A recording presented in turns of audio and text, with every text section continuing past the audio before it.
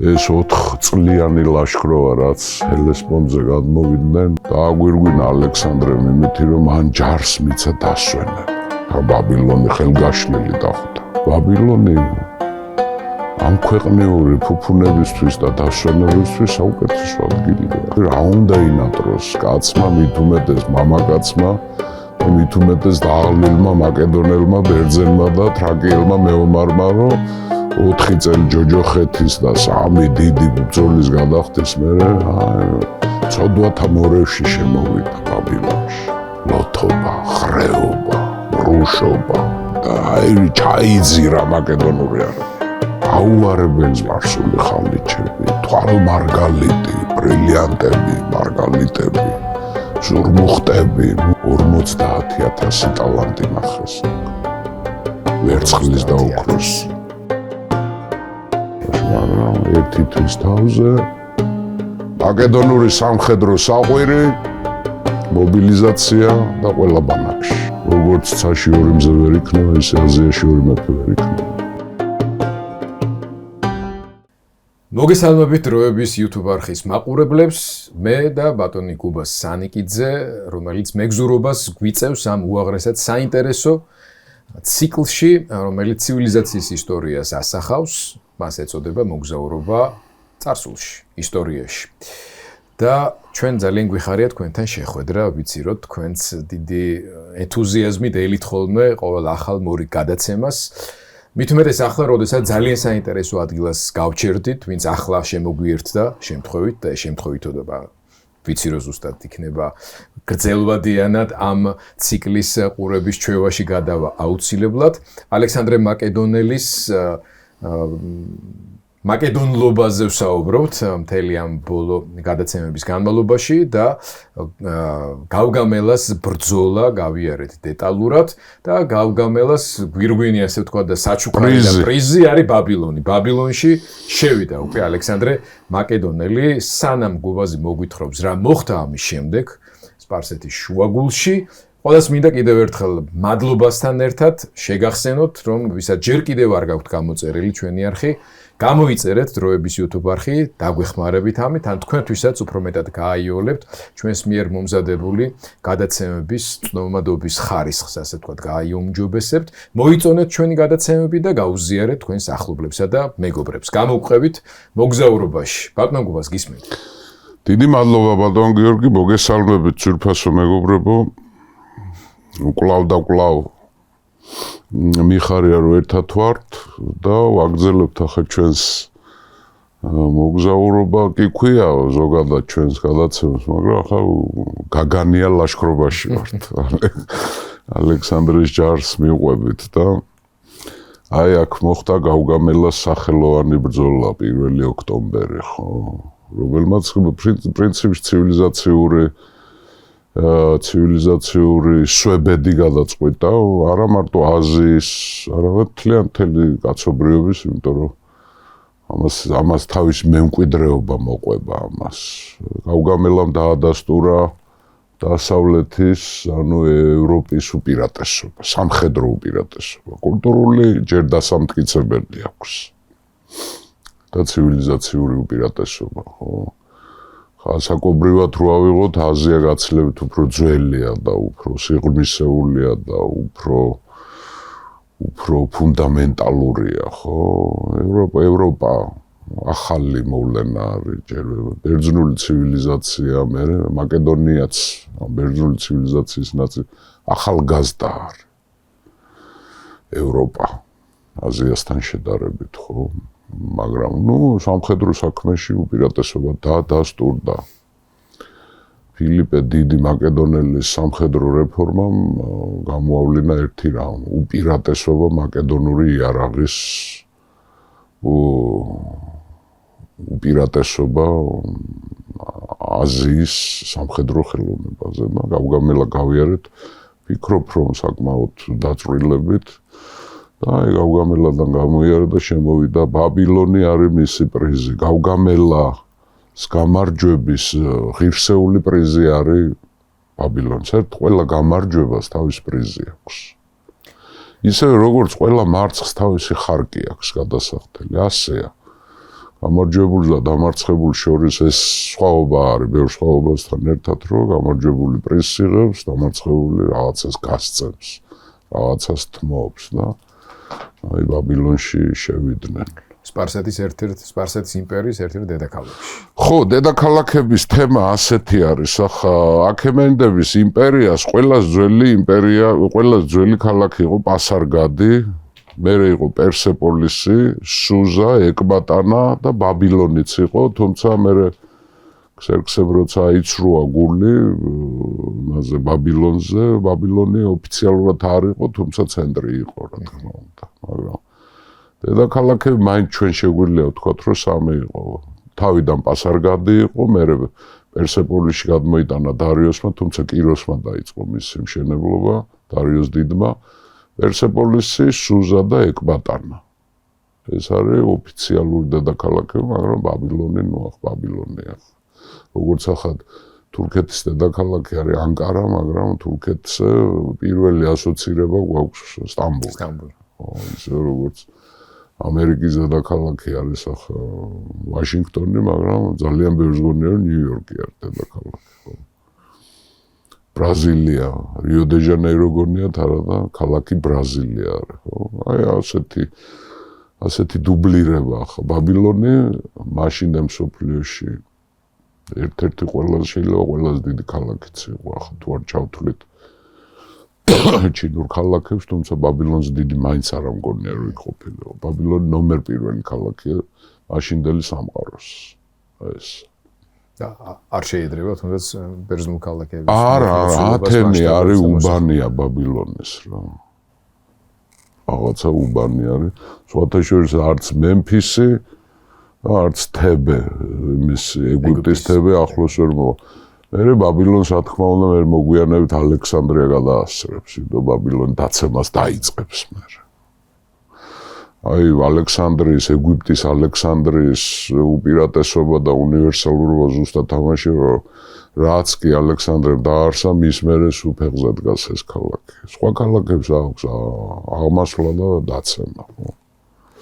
მაგრამ ახლა მთავარი პრიზი ბაბილონი გავგამელოს თავარი პრიზი შევიდნენ მაკედონელები და ეს 4 წლიანი ლაშქრობა, რაც ჰელესპონტზე გადმოვიდნენ, 4 წლიანი ლაშქრობა დააგვირგვინა ალექსანდრემ იმითი, რომ მან ჯარს მიცა დასვენება, დასვენების უფლება. სამხედრო სპეციალისტები დამეთანხმებიან და ალბათ ბევრი გვისმენს და ვინც არ არის, ახლა ძვირფას მეგობრებო.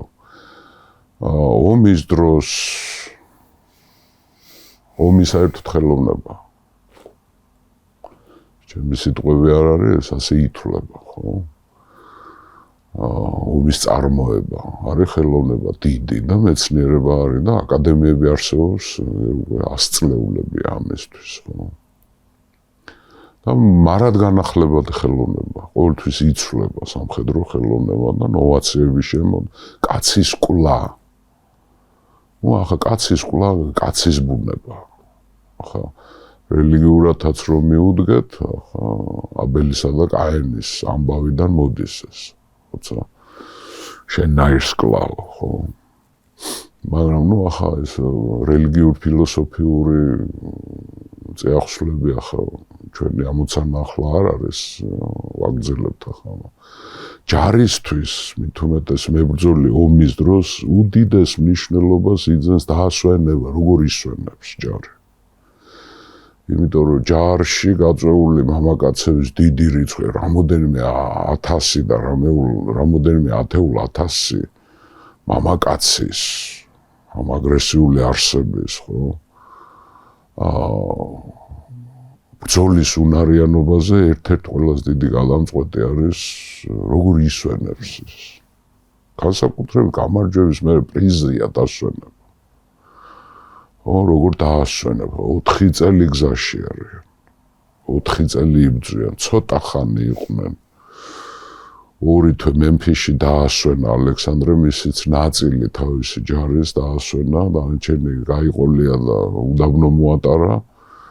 დანარჩენი ომი ალყა 7 თვე გაგრძელდა, ხო, ტიროსის ალყა გვახსოვს ჩვენ 2 თვე ღაზის ალყა, იგივე ისოსი, იგივე გრანიკოსი, გადასასვლელები, უღელტეხილები, სიცხე, ზამთარი, წყურვილი და რა ვიცი, ყველაფერს არის ჯარისკაცის ბედი. რაღაცა აკლია სულ რაღაცა აკლია და სულ მოძრაობაში, ამა 4 წლის თავზე მან ბაბილონში როცა შევიდა გრანდიოზული შესვლა იყო თან ბაბილონი ხელგაშლილი დახვდა. წინამდებობა არ გაუწია. განმანთავისუფლებელი ალექსანდრე. ბევრი აზიელი ხალხებისთვის არის განმანთავისუფლებელი. მათ შორის უმეტესობის განსაკუთრებით დასავლეთში, მაგრამ ეგვიპტელებისთვის, სირიელებისთვის, ფრიგიელებისთვის, ლიდიელებისთვის, კარიელებისთვის, ებრაელებმა ახლა ებრაელებმა მაინც ებრაული ჭკუა გამოიჩინეს, ახლა ებრაელები ცუდად არ ცხოვრობდნენ აქემენიდების ეპოქაში, ახლა კიროს დიდი, მე გითხარით თქვენ, რომ ებრაელებმა მაშიახად გამოაცხადეს, როცა ებრაელები ბაბილონის ტყვეობიდან დააბრუნა კიროს დიდმა და უფრო მეტიც ოქრომიცა რომ ტაძარი აღედგა, დანგრეული სოლომონის ტაძარი კიროსის 8 წლით აღდგა, ანუ მეორე ტაძარი. ჩვენ ვიცით, პირველი ტაძარი სოლომონის აღდგენილი, აშენებული, გითხარით მაშინ ჰირამ ფინიკიელის დახმარებით, ჰირამ ტიროსელის დახმარებით, რომელმაც ასევე ჰირამი არქიტექტური გამოგდა, მერე ის ნაბუქოდონოსორმა დააქცია და მერე კიროსმა აღადგინა მეორე ტაძარი. რომელსაც მერე რომაელები დაანგრევენ მეორე ტაძარს და დღეს ყველა არის მოლოდინში მესამე ტაძარი როდის იქნება და იუდაიზმის ერთ-ერთი ქვაკუთხედი არის ტაძრის აღდგენის თემა.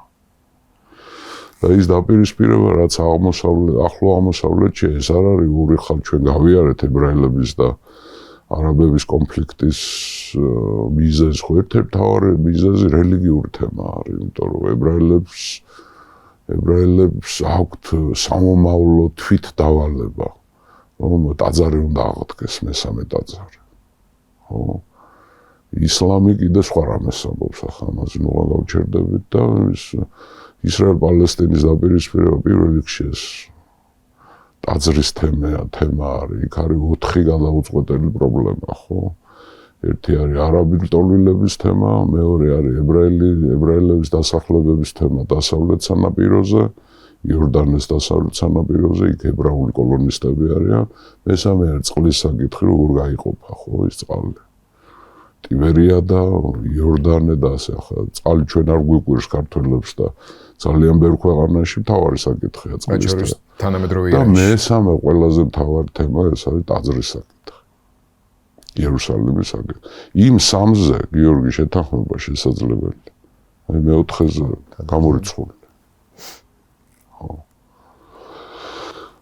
ბაბილონში შევიდა ალექსანდრე დაასვენა ჯარი. და დასასვენებლად ბაბილონი ამ ქვეყნიური ფუფუნებისთვის და დასვენებისთვის საუკეთესო ადგილია. ახლა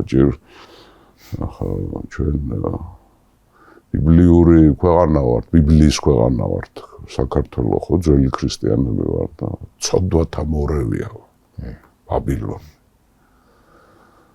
სამქვეყნიო დავარქვათ ასე სიკეთები, რა უნდა ინატროს კაცმა, მით უმეტეს მამაკაცმა და მით უმეტეს დააღლილმა მაკედონელმა, ბერძენმა და თრაკიელმა მეომარმა, რომ 4 წელი ჯოჯოხეთის და 3 დიდი ბრძოლის გადახდის მერე, ცოდვათა მორევში შემოვიდა ბაბილონში, უზარმაზარ ქალაქში, სადაც ცხოვრების წესი არის ფუფუნება.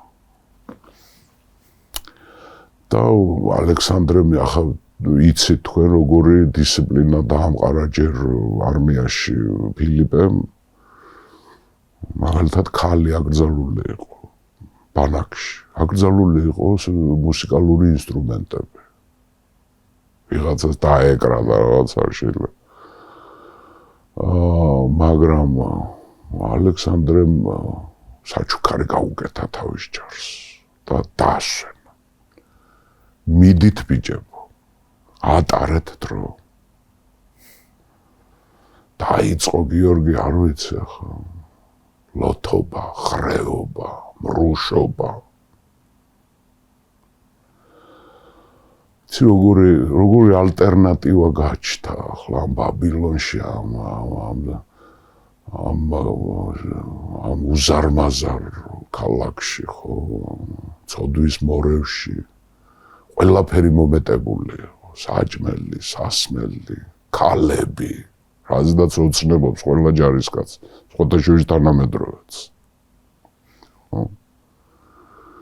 და ალტერნატივა რა არის ახლა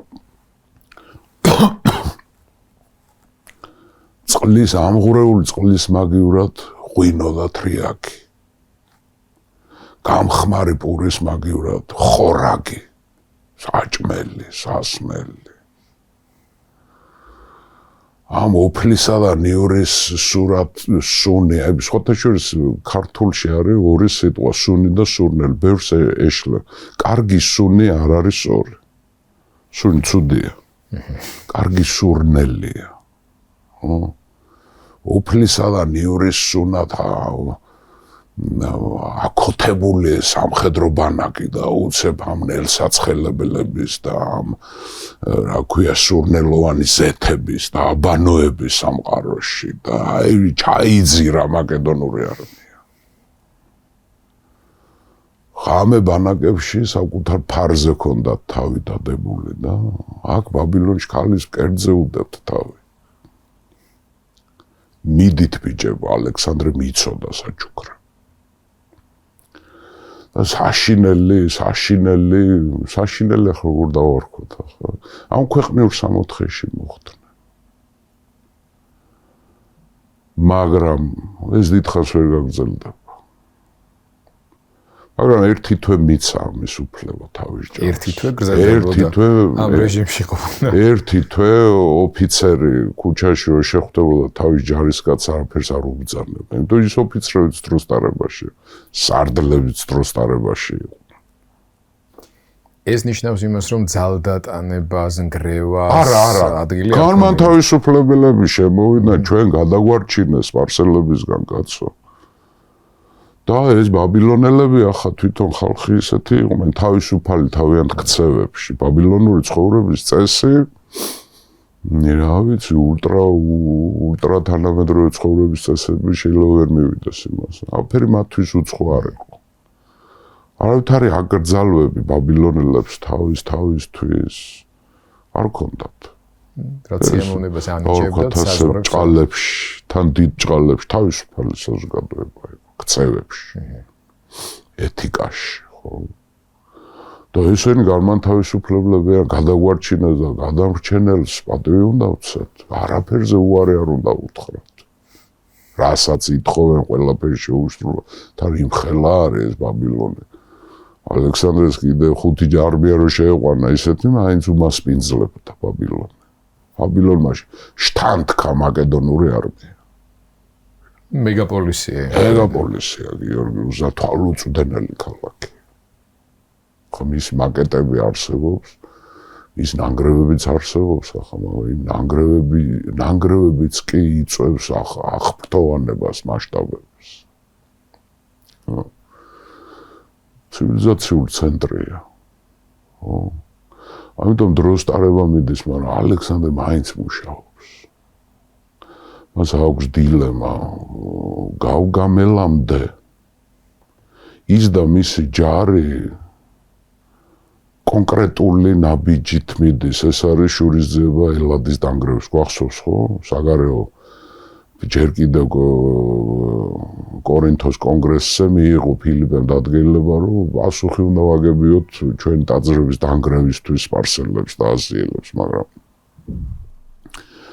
გავგამელას მერე და გავგამელამდე ეგერ ეგვიპტე ჩაუვა ესე იგი ნახეთ რამდენი პროვინციები მცირე აზია მთლიანად ხალხი კილიკია სირია ფინიკია სამარია იუდეა ეგვიპტე მესოპოტამია აი ეს ნახევარი უკვე იმპერიის მათხელში ყველაზე მდიდარი ნაწილი ყველაზე მდიდარი ნაწილი იმიტომ რომ ჩვენ როცა მაშინ ვლაპარაკოთ დარიოს პირველის რეფორმებზე ადმინისტრაციულ რეფორმაზე ვლაპარაკოთ 20 სატრაპიად დაყო მაშინ დარიოსმა და ვერცხლს იხდიდნენ ეს სატრაპიები და ყველაზე დიდ სიხდიდა ბაბილონი 1000 ტალანტს იხდიდა წელიწადში. როცა უდიდრესი ეგვიპტე 700 იხდიდა. 700 ტალანტი. აი მესოპოტამია ბაბილონი იხდიდა 1000 ტალანტს. 7740 ტალანტი შედიოდა ვერცხლის სახით აქემენიდებს დარიუსის რეფორმის მერე აქედან 1000 მარტო ამაზე მოდიოდა. მესოპოტამიას. მესოპოტამია ვიმეორებ ეს არის ორ მდინარეს შუა. პოტამოს მდინარესაც ნიშნავს და წყალსაც ნიშნავს. მაგრამ ალექსანდრეს ჭირდება გადაფასება ახლა ეს ხალხები დაპყრობილები არიან თუ მისი ქვეშემრდომები ამას დიდი მნიშვნელობა აქვს. შენ ხალხს როგორ ექცევი? როგორც დაპყრობილს თუ როგორც შენს ქვეშემრდომს? დაპყრობილს სხვანაირად ექცევენ, ატყავებენ, ჯაგრავენ, რაღაცებს ართმევენ, რაღაცებს უკრძალავენ. უფლებრივი მდგომარეობის დიდი კონტრასტია. აბარა. ამიტომ ვამბობდით ჩვენ როცა იმპერიების შექმნაზე ახლა ბევრი იყო დიდი სამხედრო წარმატებების მიღწევები რო ქონდათ, მაგრამ იმპერიები ცოტამ შექმნა, იმიტომ იმპერიის შექმნა გულისხმობს რა დაპყრობილს როგორ ექცევი. ახლა თუ სტანჯავდა, ატყავებდა, ამას ან აგიჯანყდება, ან მტრის მხარეზე გადავა, ან რაღაცა, მაგრამ როცა კარგად ექცევი და როგორც ჩვენს ქვეშემრდომს, ის უკვე სხვა რამე არის, ხო? ალექსანდრეს ეს დილემა აქვს, ახლა ეს მარტო ბაბილონში არ გაუჩნდება, მანამდეაც ჰქონდა დამუშავებული ეს თემა, მაგრამ რაღაცები უნდა შეცვალოს უკვე. ეს არ არის განსაკუთრებით მის არმიაში მყოფი ბერძნებისთვის, იმიტომ რომ ბერძნები იქ იქცევიან როგორც დამპყრობლები. ამაზედაც გვექნება ლაპარაკი, როცა მე მოგვიანებით ეკბატანადანის თესალიელებს სახლში დააბრუნებს, უკან გაუშვებს. ხო? მან უნდა შეცვალოს ქცევა. მას ჭირდება აზიის მორჩილება. ანუ მის მიმართ უნდა იყვნენ კეთილგანწყობილი აზიელები. კეთილგანწყობას რომ მოიპოვო, შიში არ არის მთავარი თემა, ახლა შიში შეიქმს სიყვარულს ეს ფორმულა, ხო? ბევრმა ვერ გაიგო, ახლა როგორ შეიძლება შიშმა სიყვარული არ და იქ ნაგულისხმები არის ძველი და ახალი აღთქმა. ხო? ჩვენ ამას გვილაპარაკია კიდევ ძველი აღთქმა არის შიში. თვალის წილ კბილი თუ თვალს ამოთხრი შენც ამოგთხრიან. თუ კბილს ჩაუნდრევ შენ ჩაგინდრევ შიშია.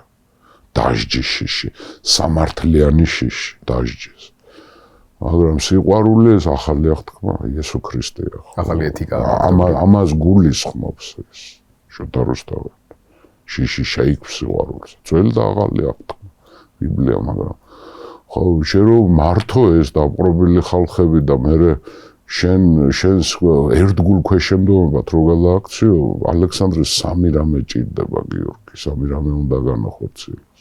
პირველი ეს არის დაპყრობილი ხალხების ტრადიციების პატივისცემა. მან ეს ეგვიპტეში დაიწყო. ეგვიპტეში კი არ ლიდიაში დაიწყო, როცა ლიდია როცა წაართვა სპარსელებს, ცნობილი არის ლიდიელების უხუცესები დაიბარა იქა და უთხრა რომ აღადგინეთ თქვენი ძველი წესები. რომელიც აკრძალული ქონდა ექსერქსეს მერე იწყება ეს. ექსერქსე მაურია თორე კიროს დიდი და დარიოს დიდი ძალიან მაგრები. და კიროსის და დარიოსის პოლიტიკა რო გაეტარებიათ დანარჩენ შემდგომ არტაქსერქსესაც არ აუშავდა პირველს, მაგრამ მერე ახლა აიწყვიტეს ძალიან აქემენიდებ. ეს რო გაეგრძელებიათ, ეს აზია ამ ომში სპარსელების მხარეზე იომებდა. ხო? ეს დასავლეთის პროვინციები საკმაოდ ადვილად დაიპყრო. კი, სამი ბრძოლა გადაიხადა მან, მაგრამ ადვილია ხა სივრცის დაკავება თან ამ სისწრაფით, ხო? თუ ტიროს გამოვაკლებთ და ღაზას, რომელიც თითქმის 1 წელი დაკარგა, 3 წელიწადში მივიდა ბაბილონში, გიორგი. ეს დიდი მიღწევა. ამას ვერავინ ვერ გაიმეორებს. ვერც რომაელები მათ შორის. ხო? და პირველი ესა ტრადიციებს უნდა ვცე პატივი. ტრადიციების პატივი რა არის? მათი კანონმდებლობა და მათი საღვთო პანთეონი. ხელშეუხებელი. ბაბილონშიც იგივე ქნა. რაც ეგვიპტეში. ბაბილონელ ქურუმებთან გააფორმა მან ხელშეკრულება და რაც ქსერქსემ საბერძნეთში მარცხის ბოღმით ბაბილონში დაატრიალა, დაანგრია და მოთხარა და წაართვა სიმდიდრე, ყველაფერი დაუბრუნა. ბაბილონელ ღმერთებს. იქ ამონ-რა, აქ მარდუქი. გაკეთა ეს. ანუ ბაბილონელებს ცხოვრების წესი არ შეუცვალა. იცხოვრეთ ისე, როგორც ცხოვრობთ. ეთაყვანეთ თქვენ ღმერთებს ისე, როგორც ეთაყვანებოდით აქამდე. მე ხელს კი არ შეგიშლით. პირიქით ხელს შეგიწყობთ. ტაძრებს გავაუნჯობესებ, გავარემონტებ, გავალამაზებ. ყველაფერს ამას აკეთებს. მეორე აუცილებელი პირობა, რომ შენს მიერ დაპყრობილი ხალხი შენი ერთგული იყო, ლოიალური მაინც რო იყოს. ეს არის მართვაში წილის გაცემა. შენ როცა მართავ, მათ უნდა მიაღებიო მონაწილეობა მართვაში. ეს ესმოდა ალექსანდრეს 24 საუკუნის წინ და დღეს 21 საუკუნეა და ითვლება, რომ აი 21 საუკუნე ყველაზე უფრო წინ არავითარ ეს ეშლებათ. აი იგივე დასავლეთმა შეცდომებიც დაუშვა თუ გინდა ერაყის კონფლიქტის დროს ამერიკელებმა რაც დაუშვეს, ხო? შევიდნენ დაამხეს სადამ ჰუსეინი და იქ მართლობაში ძველი ადმინისტრაცია გაყარეს უყოლ. არმია დაშალეს. ოფიცრობა გაყარეს. მე იმ ოფიცრებმა შექმნეს ის ისლამური სახელმწიფოს ხერხემალი იყვნენ სადამის ყოფილი ოფიცრები. ამერიკელები აღიარებენ ახლა. ამას აღიარებენ და უკვე საპირისპიროდ იქცევენ, რაზედაც შეგვიძლია ვთქვათ, რომ გადაფასებული აქვს სრულად, რასაც შვებიან ვენესუელაში. იმედია. იგივე შეცდომა იყო ავღანეთში. თავის დროს საბჭოთა კავშირმა დაუშვა ეს შეცდომა და რა ვიცი, მაგრამ ალექსანდრეს ეს არ დაუშვა.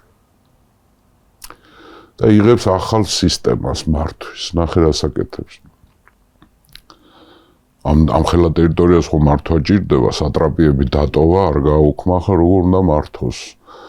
გახსოვთ მე თქვენ გელაპარაკეთ დარიოს პირველი დიდის რეფორმები, ადმინისტრაციული ტერიტორიული რეფორმა, 20 სატრაპია და იქ ადმინისტრაციული და სამხედრო ხელისუფლება გაყო მაშინ. სატრაპი, რომელიც ინიშნებოდა მეფის მიერ, ის იყო სამოქალაქო საქმეებს, სასამართლოს და ყველაფერს ის განაგებდა. ხარკსაც ისკრებდა, მაგრამ მათ გვერდზე მაკონტროლებლად დაუყენა სარდლები დარიოსმა, სამხედრო გარნიზონები. აი სარდლები პირდაპირ პასუხისმგებელი იყვნენ მეფესთან და არასატრაპთან. მაგრამ მერე ქსერქსეს მერე და არტაქსერქსეების დროს და იმის დროს აურიეს და ისევე გაერთიანეს ეს უფლებები, სატრაპები იყვნენ როგორც ადმინისტრაციული მმართველები, ისევე სარდლები და მე ამიტომ ჰქონდათ მე აჯანყებები ქვემო პროვინციებში და ასე შემდეგ და ასე შემდეგ. ეს დაუბრუნდა ალექსანდრემ, აღადგინა დარიოსის ადმინისტრაციული მმართველობითი მოდელი. ოღონდ კიდე უფრო მეტი, უფრო შორს წავიდა, იმას ხო ორად ჰქონდა გაყოფილი. ამან სამად გაყო. და მესამე რა ელემენტი და ამა? ფინანსები. ხარკი. და ნახე როგორ ეთნიკურად გადაანაწილა. კი იყო გამონაკლისები, მაგრამ ეთნიკურად როგორ გადაანაწილა. სატრაპებად ტოვებს ადგილობრივებს. ხო, ბაბილონში როცა შემოვიდა ეს, მე მგონი წინა ლექციაში თქვით, აი ეს მაზეი, ბაბილონის კი დეტალურად აღწერე მაზეი. ყველაზე მაგრამ გავგამელაში იმანიომა, მაზეიოსი. მაგრამ აქ უკვე ალექსანდრეს მხარეზე გადავიდა, ხო? მაზეი დატოვა სატრაპად. ანუ სატრაპად ადმინისტრაციის ხელმძღვანელად ტოვებს ადგილობრივს, აზიელს. სარდლად ყველგან გარნიზონებს აყენებს, მეტნაკლებობით. სარდლები იქ არიან მაკედონელები, გიორგი. მაგრამ ფინანსები, ხარკის აკრეფა, დაბინავება და ასე შემდეგ, ეკონომიკალო ბერძნებს აბარებს. ბერძნებს. ასე ინტერესო. და ქმნის ისეთ მყარ ადმინისტრაციულ სისტემას, რომელიც 300 წელი იმუშავებს, მერე დიადოხოსების მისი მემკვიდრეების დროსაც კი მერე ერთმანეთს რო დაერევიან ალექსანდრეს სარდლები და დაწყვიტავენ და დაიშლება ეს იმპერია, ესენი ამ სისტემას დაიტოვებენ. ადმინისტრაცია აზიელები, არმია მაკედონელები, ფინანსები ბერძნები. მას აკეთებს ეს. და მე ეს რას გაძლევს კიდე? დარიოსი მარტო უნდა დარჩეს, გაქცეული დარიოსი უნდა მიატოვონ მისიანებმა. და როცა მაგალითები უკვე ბევრია, მითრენი გახსოვთ სარდეს კომენდანტი, პირველი სპარსელი, რომელიც ალექსანდრეს მხარეს გადავიდა. სპარსელებს იახლოებს, გარდა ბაბილონელებისა, სირიელებისა, ეგვიპტელებისა, ის სპარსელებსაც იახლოებს, ეთნიკურ სპარსელებს, მართველ კასტას. ძველ დროშიც და ახლაც სხვათა შორის სუსტი არავის არ უყვარს. მათ შორის არც მისიანებს. და ყოველთვის გადადიან ძლიერის მხარეს. და სპარსელებმა ნახეს, რომ მათი მეფე სუსტია, დარიოსი სუსტია. ორჯერ გაიქცა ბრძოლის ველა, სპარსელები მამაც ხალხიო, იმპერიას მხდალი ერი ვერ შექმნიდა, ხომ, მე მგონი ყველა დაგვეთანხმება ამაში. მათ არ მოწონთ ეს გაქცეული დარიოსი და აგერ არის ალექსანდრე გამარჯვებული, თან როგორ სპარსელებს პატივს ცემს. პატივით აღავსებს და მასობრივად დაიწყეს მის მხარეზე უკვე მართველმა ელიტამ, იმ ჩაკეტილმა მართველმა ელიტამ, სპარსულმა ელიტამ დაიწყო მის მხარეზე გადასვლა და ნუ ახლა გასაგებია ეს და მესამე ხო, ანუ წილის გაცემა სპარსელებზე, აზიელებზე წილის მიცემა მართვაში. ისინი გახდნენ ამ სახელმწიფოს ალექსანდრეს მიერ ახალი სახელმწიფოს მიმართ ლოიალურები. იგივე მითრინი, იგივე მასაკე, აი ეგვიპტე რო ჩააბარა, ეგვიპტის სატრაპი, ხო, აგერ მაზეიოსი, მაზეი. მამაცი მაზეი. დატოვა ბაბილონის სატრაპად. ბაბილონის კარი მან გაუყო რა, ნო.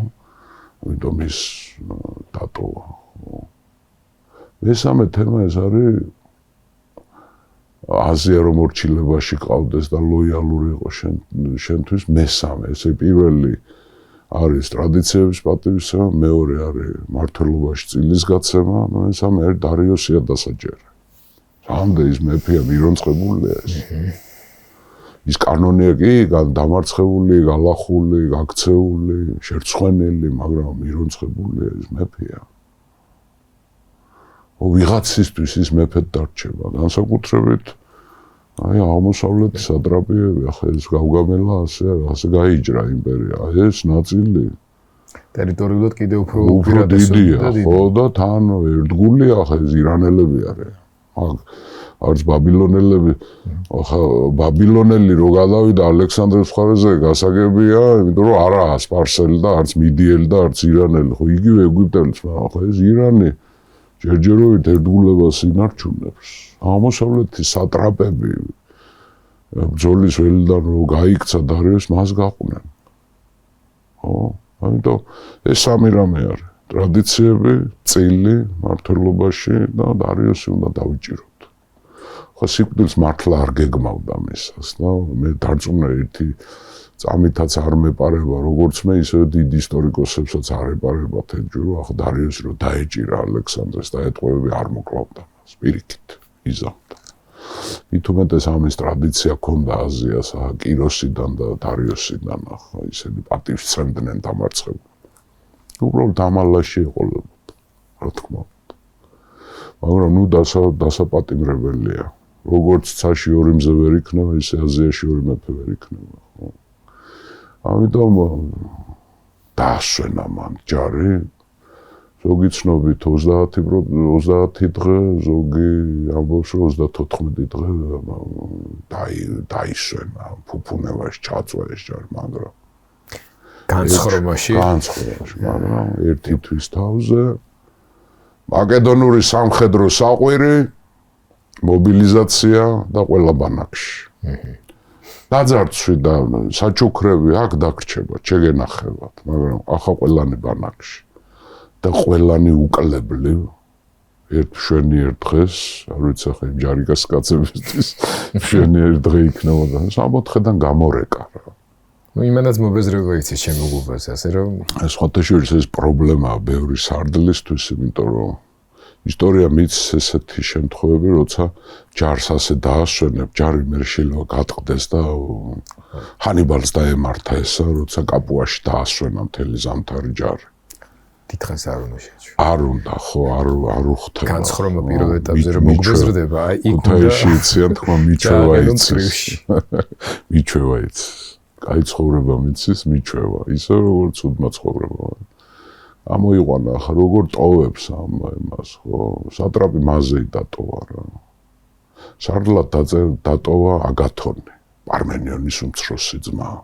გარნიზონი დატოვა. გარნიაბარა. ბაბილონში გარნიზონი უნდა იყოს. ასკლეპიადორე იყო ბერძენი. ეს იყო მოლარე, ხო? ასე ჯო ბანკირი თუ ხაზინის უფროსი. ხაზი ხო, ფინანსები იმას ჩააბარა. მეჭურჭლეთ უხუცეს. ასევე დანიშნა კიდე ერთი თანამდებობა შემოიღო, უბრალოდ თანამდებობა კი დაავალა აპოლოდორე ამფიპოლისელი იყო. ამფიპოლისელი ესე ბერძენი იყო. მას დაავალა გიორგი ჯარიმიცა ცალკე. მას დაავალა შახრას გაკონტროლება. გზის შახის გზის კომუნიკაციებს ცალკე სარდალი დაუნიშნა. და კიდევ გარდა ამისა, მან ანტიპატრეს მაკედონიაში ვინც დატოვა, ანტიპატრე, მამამისის ძველი მეგობარი, ხო? ანტიპატრეს გაუგზავნა ფინანსები 3000 ტალანტი.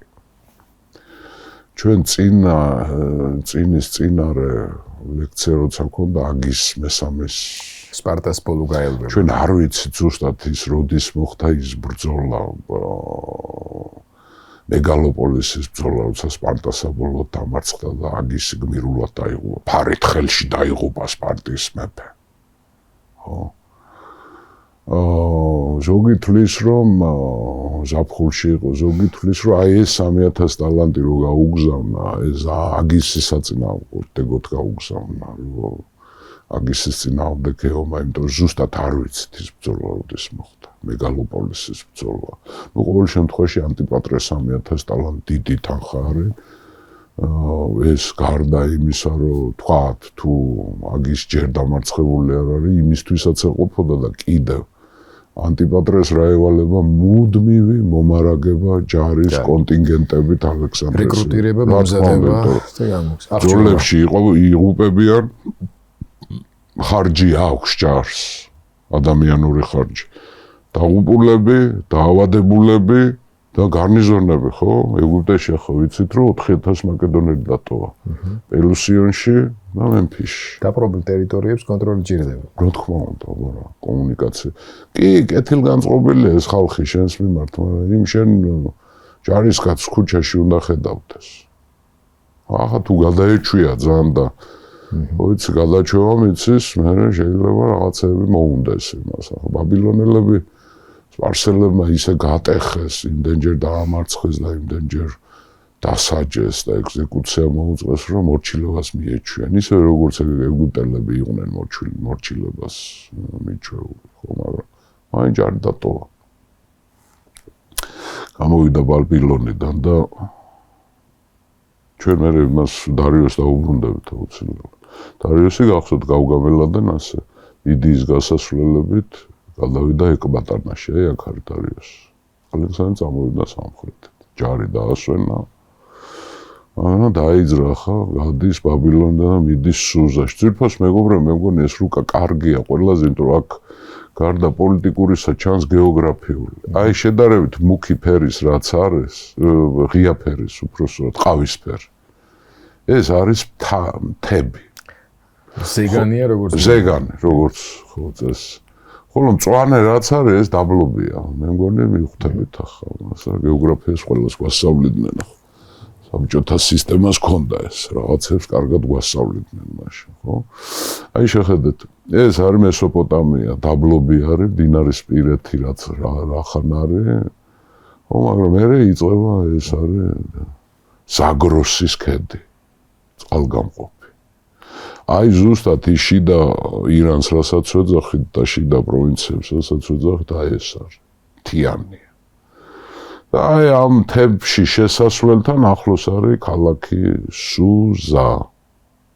პრინციპში პოლიტიკური ცენტრი მაინც სუზა იყო. უმეტესწილად აქ იჯდნენ მეფეები. კი ეგბატანა ზაფხულის დასასვენებელი. პერსეპოლისი უფრო სასახლე იყო ვიდრე ქალაქი.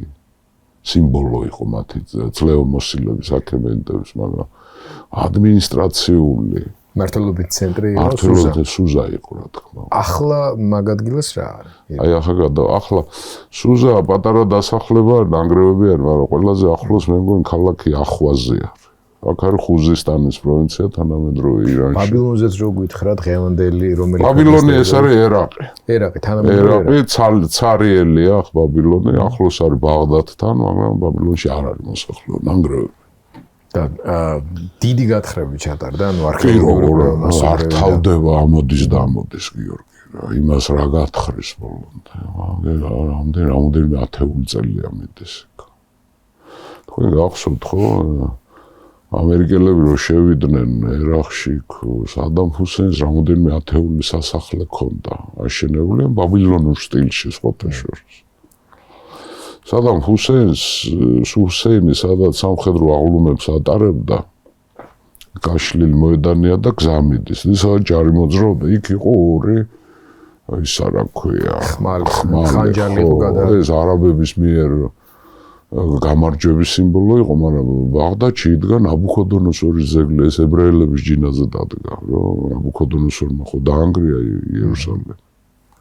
ნაბუქოდონოსორის მეკავებმათ მემკვიდრედ აცხადებდათ, რაფერს ერთო იმასთან არ კონდა, მაგრამ მაინც ახლა ორივე სემიტები არიან, ბაბილონელების მნიშვნელოვანი ნაწილი სემიტური წარმოშობის, თუმცა შუმერების წარმომავლობა დღესაც საკამათოა, ვინ იყვნენ ისე. ინდაძველი. ხო, დაიძრა რა 20 დღე დაჭირდა. სუზამდე მისვლა, სუზა უნდა დაიკავოს. მაგრამ სანამდე სუზაში შევიდო და ჯერ კიდევ გავგამელა რომ მოიგო ერთი ნაწილი მისი თავისი ჯარის. მხედრობის ფილოქსენე იყო ასეთი სარდალი. ფილოქსენეს მხედრობა, ანუ ცხენესნები მიცა და სასწრაფოდ გავგამელა და დაიძრა, სუზა დაიკავა იმან ფილოქსენე. ანუ იქ უკვე არიან მაკედონელები არიან. სოთეშორის სუზიანას ამ სატრაპიის, ამ ძველი ელამის სატრაპმა აბულითმა მორჩილავა გამოუცხადა. წინასწარ. სუზაში მაკედონური ჯარი დგას. და რაც თავარი იქ ჩაიგდეს უზარმაზარი ქონება, საჭურჭლეები, ამ აქემენტების ნაგროვები. ხო, ახლა ეს მიდის უკვე რა. დაიძრა, იქ ელოდებიან. გზაში გამოეგება ეს აბულითი, სატრაპი, ალექსანდრეს. და ჩააბარა სუზას სიმდიდრეები. თვითონ მეგობრებო, ეს არის ძველი ისტორია არის, აქ არც ჯერ არც საბერძნეთია, არც მაკედონია, არც ალექსანდრია, არც ფილიპია, არც აქემენიდები არაფერი არ არის. ეს არის ძველი რურუკა და ხედავთ აქ შედარებით მუქად არის გაფერადებული, ეს არის ელამი, ძველი პროვინცია ელამი. აგერ არის შუმერი, აგერ არის ბაბილონია, ეს არის ასურეთი. გახსოვთ მე რო გითხარით თქვენ რომ გიორგი ორი მდინარე ევფრატი და ტიგროსი ცალკე ჩადიოდა და ახლა ერთად აი აქ არის კარგად გამოსახული ძვირფას მეგობრება არ ვიცი ჩანს თუ არა აი ასე ჩადენ ნაპირი მაშინ აი აქ იყო და ცალკე ჩადის ეს ორი მდინარე ხედავთ ხო აი ტიგროსი და ევფრატი მაგრამ დღეს ხმელეთი ამოწეულია და აქ ერთთებიან და ეს არის შატელ-არაბი და დღეს სანაპირო აქ გადის. მოგვი ერთი მდინარის სახით ჩადის. ერთი მდინარის სახით ჩადის. ესე იგი ეუფრატი, აი აქედან მოდის. ეუფრატი და ტიგროსი ცალ-ცალკე ჩადიოდნენ ალექსანდრეს ეპოქაშიც. მაგრამ მერე ამოიწია ეს ზუსტად არ ვიცით როდის ამოიწია ხმელეთმა და ფაქტი არის ერთი რა აი ახლა ერთიანდებიან აი ასე და ერთ მდინარეთ და ამ მდინარეს ქვია შატელ-არაბი ორი სანაპირო აქვს აი ეს არის სპარსეთის ყურის სანაპირო თანამედროვე და სხვათა შორის თქვი კიდევაც რომ ირან-ერაყის ომი სადამ ჰუსეინმა დაიწყო ამ სანაპიროს ამ შატელ-არაბის ორივე სანაპიროს გაკონტროლებისთვის, იმიტომ რომ ერაყს ჰქონდა ნავთობის გატანის პრობლემა. შატელ-არაბის მარჯვენა სანაპირო ეკუთვნოდა ერაყს და მარცხენა ეკუთვნოდა ირანს. სადამ ჰუსეინს უნდა რომ ირანი გაეძევებია და ორივე სანაპირო მისი ყოფილიყო და ამას მოყვა ეს ომი. და დაიქცა 8 წელი გაგრძელდა და 2 მილიონამდე ამ მსხვერპლი ორივე მხრიდან. ხო, და ეს არის, აგერ ბაბილონი მაშინაც არსებობდა, ხო? ბაბილუ, ღმერთი ბაბილინა, ბაბილი, ნიშნავს უფლის კარიბჭე, კარი, ბაბარი, სემიტურ ენაზე კარი. ხო? აგერ არის სუზა, აი ეს არის ელა. ეს ძველ დროში უბრუნდებით, ახლა ძველი ელამი მართლა ძველი ქვეყანაა. ჩვენ ვიცით ელამი უკვე ფიქსირდება 5200 წლის წინანდელი ქვეყანა. გესმით თქვენ? ანუ 3200 წლის 200 წელი ძველი წელთაღრიცხვით დაუმატოთ 2000 აქეთ ახალ წელი 5000 წელზე მეტი ხნისა. და უკვე ჩან შუმერულ წყაროებშიც ბაბილონურ მოგვიანებით ბაბილონურში და ასურულ წყაროებში ელამი არის დიდი ქვეყანა. ახლა ეს ელამელები ვინ არიან, ანუ ელამიტები. ამაზე ჩვენ მქონდა გავყურეთ საუბარი. მაგრამ მაინც გავიმეორებ, ელამიტები არც ინდოევროპელები არიან, არც სემიტები არიან. და ითვლება, რომ ეს არის ხალხი იზოლატი. იზოლატი ნიშნავს ნაცევრარაკ. ელამური ენა ცნობილი. რა ჩვენი მსგავსები. რაღაცა, თუმცა ჩვენ რაღაცა ახლა ძველ მედიტერანულ და მცირე აზიურ კულტურებთან ჩვენ გვაქვს გენეტიკური კავშირი. უბრალოდ ის ჩვენაც აღარ არსებობენ თორე რაღაცები გქონდა ახლა პელაზგებთან ჩვენ უეჭველი გვაქვს ნათესაური კავშირი, გენეტიკური კავშირი, ამას შეიჭვერმება რა. ხო, მაგრამ ეს ელამიტები იზოლატები არიან. ელამური ენა არსებობს და სხვათა შორის აქემენიდების იმპერიის სახელმწიფო ენა. აქემენიდების იმპერიაში იყო ორი ენა სახელმწიფო. ბაბილონური და ელამიტური. სპარსული იყო, მაგრამ სპარსული არ იყო დამწერლობა არ ჰქონდა მას ასეთ სახით, ლურსმულზე გადავლენ, ამიტომ დოკუმენტაცია ელამურად და ბაბილონურად იწერებოდა. მით უმეტეს, აი სპარსელები აქ ცხოვრობენ. Persian. ზენ პარტიელები, ზენ მიდიელები. ხო? სპარსელებმა ადრე დაიპყრეს ეს ელამი. აგერ არის ქალაქი ანშანი. ელამს ორი ის ჰქონდა ცენტრი, სუზა და ანშანი. ანშანი იმთავითვე დაიმორჩილეს სპარსელებმა და ძალიან ხშირად კიროსამდე სპარსელების მეფეებს, რომლებიც მიდიელების ყმები იყვნენ. გახსოვთ ხო? ანშანის მეფეებსაც ეძახიან. სამხრეთ ელამი ადრე შეიერთეს სპარსელებმა, მაგრამ სუზა 559 წელს აიღო მან რა ქვია კიროსმა. დაიკავა.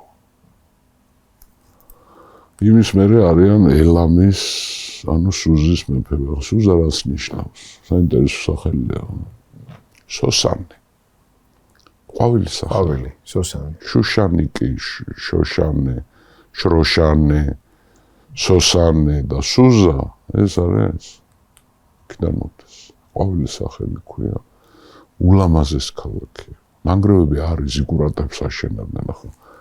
ქალის სახელი შუშანიკიც? აქედან რა თქმა უნდა, ახლა ქალის სახელი ყველა ცივილიზაციას, ხოთო ეს კარგი გამახსოვს. ყველა ცივილიზაციაში, ყველა ერებში რა იყო ქალების ქალის სახელების უმრავლესობა ყვავილთან არის კავშირში. ყვავილს აკავშირებ. არც თუ ისე უსაფუძვლოდ. ვარდს შეადარებ ქალს, ახლა მამაკაცს ვარდს ვერ შეადარებ. თუ შეადარებ და ცუდად აი იმ კაცის საქმე.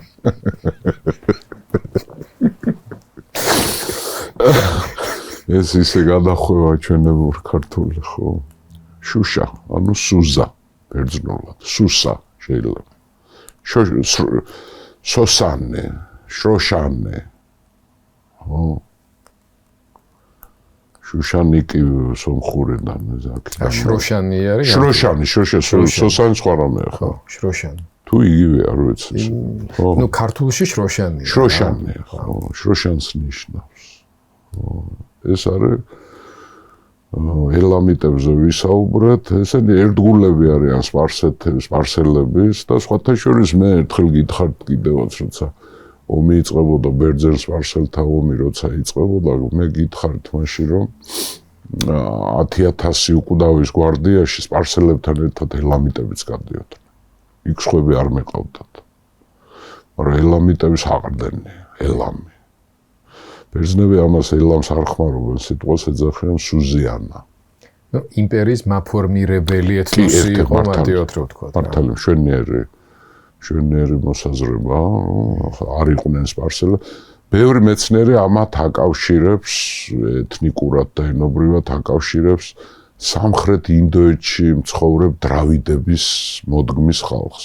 ინდოეთი ძვირფასო მეგობრებო, იქ ბევრი ენები და ერებია, მაგრამ ორი მთავარი ნაკადია. ერთი ჩრდილოეთში არის ინდოარიული, ჩვენ მაშინ ვილაპარაკობთ სპარსელებთან კავშირი აქვს თამათ, ირანელებთან. და სამხრეთში არიან დრავიდები. ალბათ გინახიათ კიდევაც ინდურ ფილმებში ზოგი ძალიან თეთრად გამოიყურება, უმეტესად ბოლივუდის ვარსკვლავები, ესენი არიელები არიან, როგორც წესი, მაგრამ რაღაცა იქ უკანა პოზიციები როცა იყვავენ, ანჭუბობენ რაღაც. ცოტა უფრო მუქები არიან, ხო, მუკანიანები არიან, ისე დრავიდები არიან. დრავიდები. ხო, აი ტამილები, ასეთ ყველაზე დიდი დრავიდებში არიან ტამილები. და სეპარატისტული სხვათა შორის ჰეროდოტე როცა სპარსელების ლაშქრობაზე ლაპარაკობს საბერძნეთში, იქ ახსენებს აზიელ ეთიოპელებს. ჰეროდოტე ვინ არიან ეს აზიელ ეთიოპელები? აი ეს დრავიდები. იდო ეთიოპელები აზიაში არიან, მაგრამ ჰეროდოტე რახან გარეგნულად ეთიოპელები, ხო, შავგვრემანები, ესე იგი ესენი აფრიკელი ეთიოპელები არიან და ისინი ეთიოპელი საერთოდ მზისგან დამწვარს ნიშნავს. ესე იგი. ამას ნიშნავს ბერძნული სახელი. აბისინია, ეთიოპია.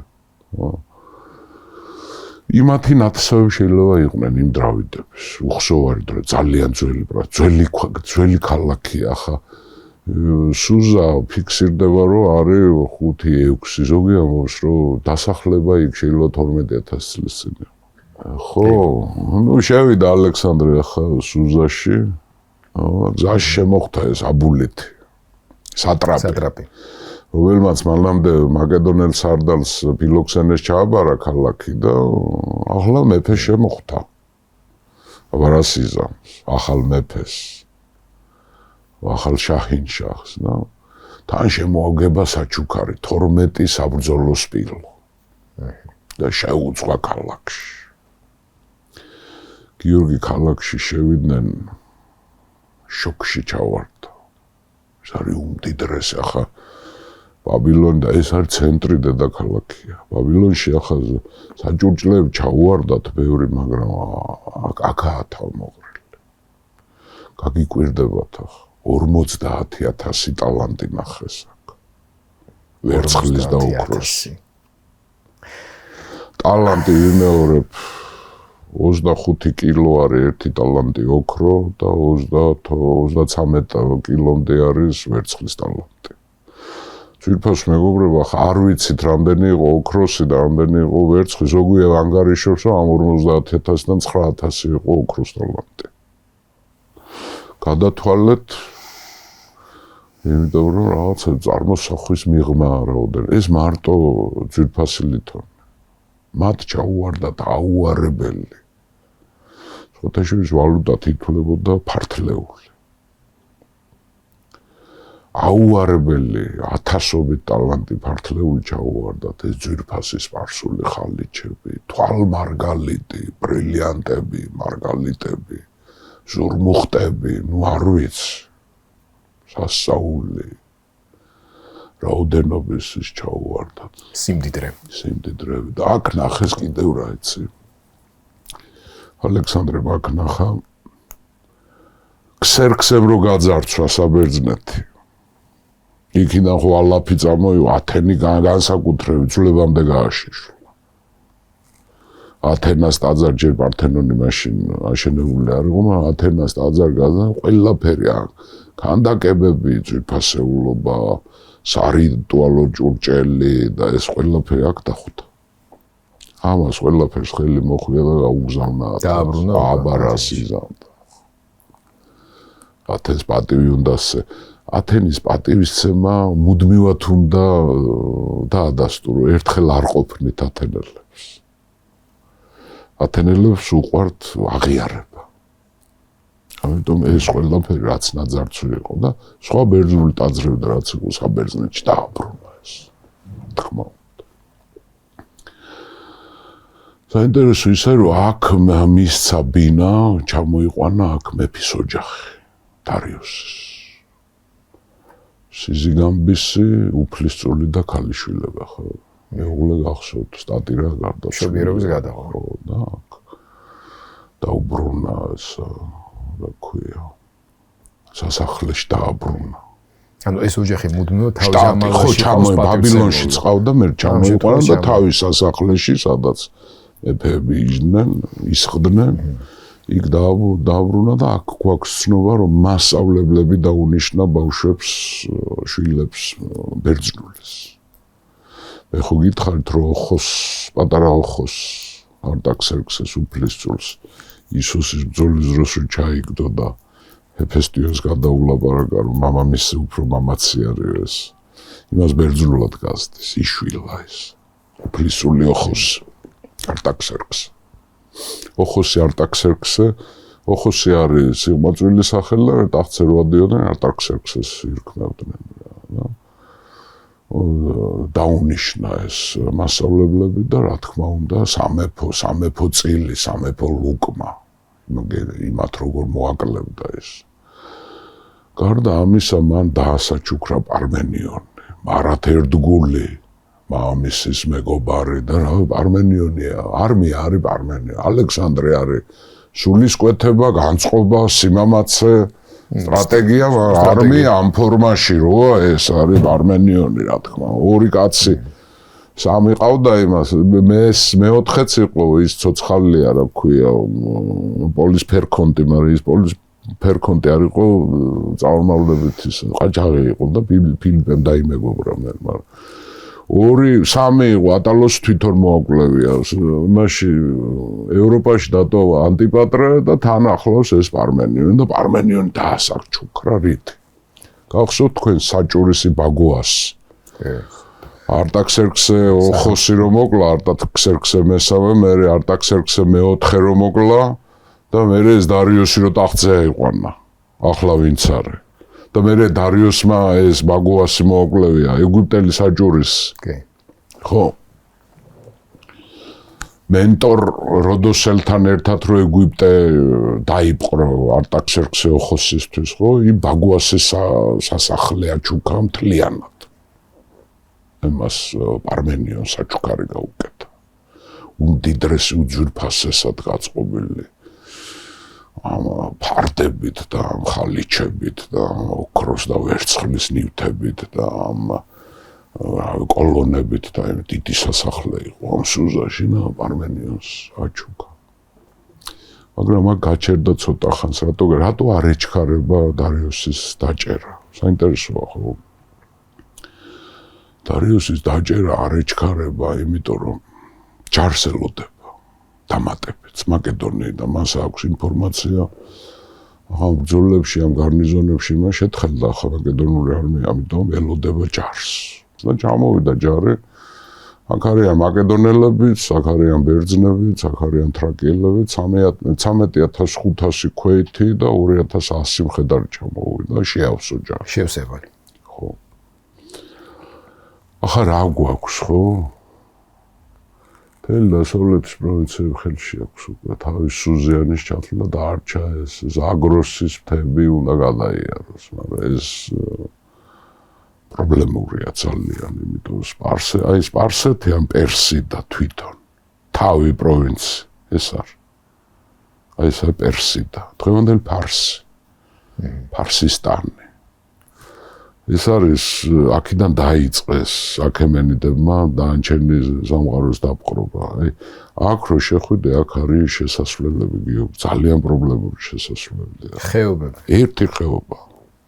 ამას ეძახიან სპარსეთის ბჭე, კარი ბჭე. გახსოვთ თქვენ რომ გითხარით შახრა იწყებოდა ეგეოსის ზღვიდან და მოდიოდა სუზამდე, სუზანში მთავრდებოდა. მერე უკვე გზები ასეთი გაგებით როგორც არის, როგორი უნივერსალურიც ჰქონდა დარიოს, აქეთ არა, აქ ბილიკებია, აქ ხეობებია, აქ ხიდებიც არ არის ზოგიერთ ადგილზე. ამიტომ ეს პრობლემური შესასვლელია და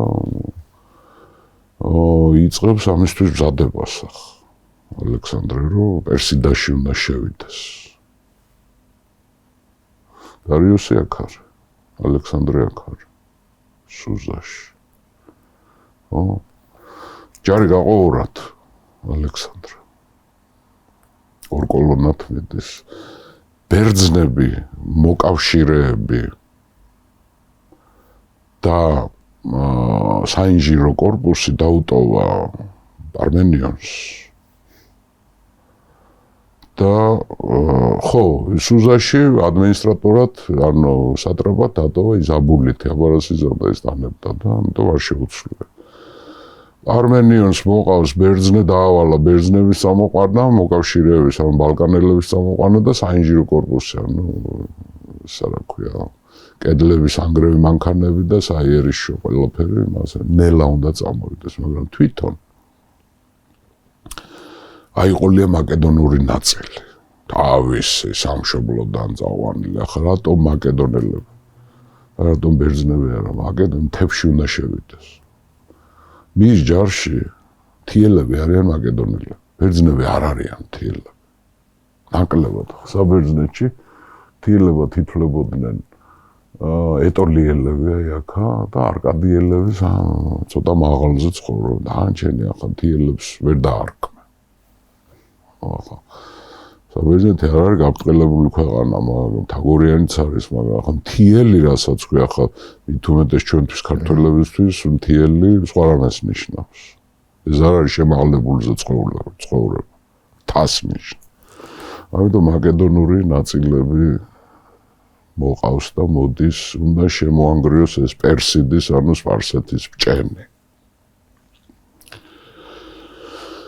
და სანამდე აი სუზიანა ხო არის, აქ არის სუზა. აი აქ ველზეც და მთემშიც, აი ასე. ცხოვრობს უქსიების ხალხი. ეს უქსიები ორ ნაწილად იყოფიან. ბარელები და მთიელები. და ძალიან განსხვავდებიან. და ორად არიან ადმინისტრაციულად გაყოფილი. ბარელი, უქსიები სუზიანაში შედის. და არ არიან მეომრები რა, დამორჩილდნენ ალექსანდრეს. მაგრამ მთიელი უქსიები შედიან პერსიდაში.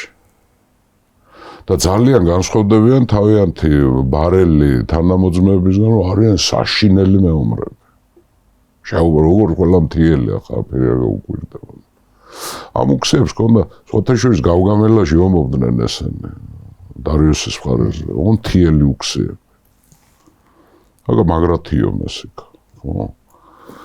ამ მთიელ უქსებს აქვთ ასეთი წესი დავარქვათ ასე. ამათი ამ მთიელი უქსებს დამორჩილება გიორგი აქემენიდებმა ბოლომდე ვერ მოახერხეს.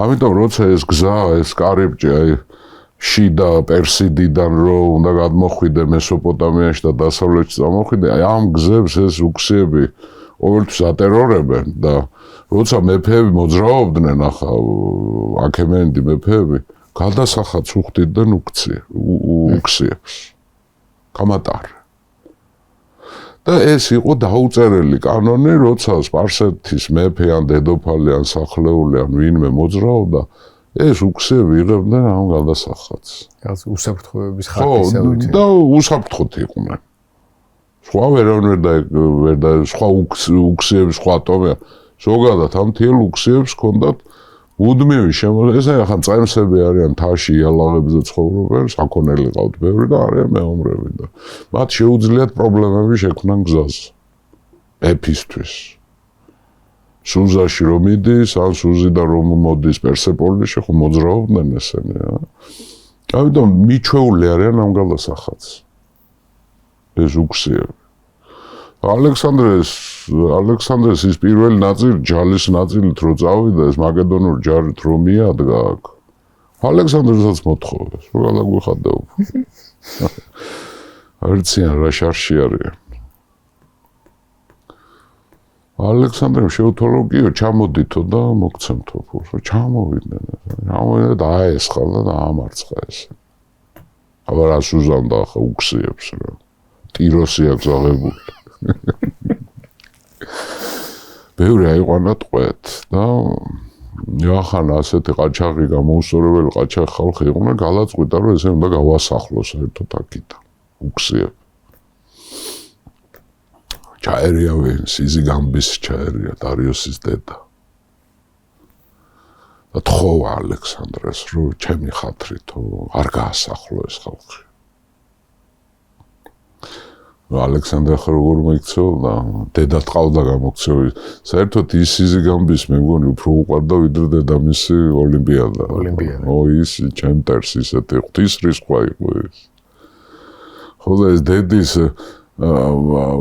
როგორ ჩანს ამის კომპლექსიც ჰქონდა რა აი 7 დედის კომპლექსი ჰქონდა და სულ შარებში იყო ის დედამისი და მამამისთან მტრობა და ეს სიზიგამბის რო გაიცნო აგიჟდა ამ ქალზე რა გაუწია ანგარიში და არ გაასახლა უქციები. ოღონდ ერთი რამე გააკეთა, დახარკა ისინი. ადრე ხო ისინი ხარკავდნენ მეფეს. ახლა ესენი დახარკა. არის ცნობა ხარკის გადასასაკმაოდ დიდი ხარკი დაადო. ხამათ ოქრო და ვერცხლი და ხორბალი და ის არ ქონდათ. თიელები იყვნენ და ყოველწლიურად მათ უნდა გადაეხადათ 1000 საბრძოლო ესა რა ქვია ცხენი 500 ხარი და 30000 ცხვარი. უნდა მიეცათ მეფისთვის, ხო, ეს, ხო. თუ არ გადაიხდი, მერე სიზიგამბისი ვერ გიშველეთ. მე გაგასახლეთ საერთოდ. ხო. ასე გაიარა ახლა მან ეს ბჭე.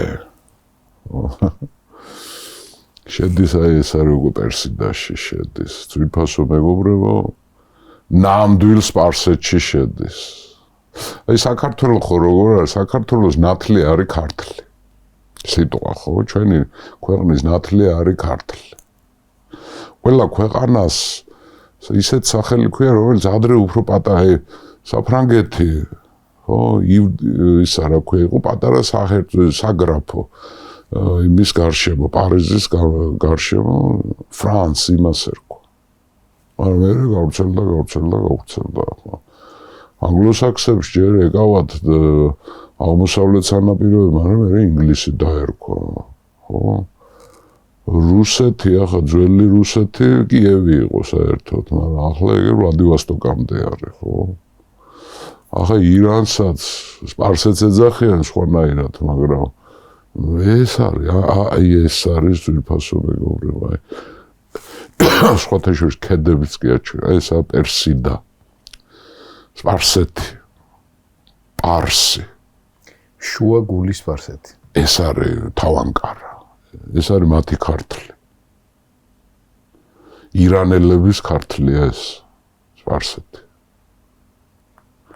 აქ არის ორი დიდი ქალაქი, ერთი არის პერსეპოლისი, პასარგადი არ წერია სამწუხაროდ. თუ წერია.